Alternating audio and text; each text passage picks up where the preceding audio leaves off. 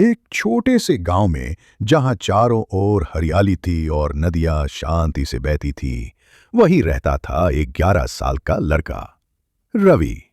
रवि साधारण था, लेकिन उसकी सोच असाधारण थी।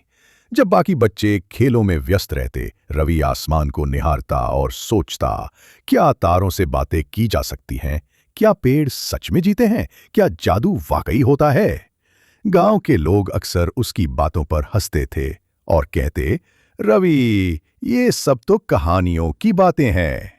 लेकिन रवि के सवाल कभी खत्म नहीं हुए।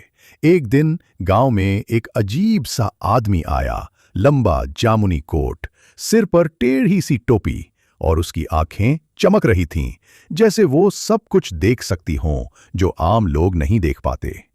वो था वीरक, एक गुमंतु जादूगर। उसने गांव के चौक में चमत्कार दिखाए, मिट्टी से फूल निकाले, पानी को रोशनी में बदला और हवा में तैर गया। लोग दंग रह गए, तालियां बजने लगीं, बच्चे उछलने लगे। लेकिन रवि एक कोने में खड़ा बस उसे निहारता रहा, जैसे वो कुछ और तलाश रहा हो। जादूगर ने उसे देखा और मुस्कुराया, फिर धीरे से कहा, तुम तमाशा नहीं देख रहे, तुम सीखना चाहते हो। रवि ने धीरे से सिर हिलाया। कल सुबह जंगल में आओ, अकेले, जादूगर ने कहा। कोई दोस्त नहीं, कोई खिलौना नहीं, बस अपने विश्वास के साथ आना। अगली सुबह रवि जंगल पहुंचा और वहां एक विशाल बरगद के नीचे जादूगर उसका इंतजार कर रहा था। उसने रवि से कहा, आंखें बंद करो, हवा को सुनो, जमीन को महसूस करो और खामोशी से बातें करो। रवि ने वैसा ही किया और उस गहरी खामोशी में उसे पहली बार पत्तों की फुसफुसाहट, पक्षियों की धीमी धड़कन और धरती की सांसें सुनाई दी। जादूगर ने कहा, यही है असली जादू, देखने की नहीं, समझने की शक्ति।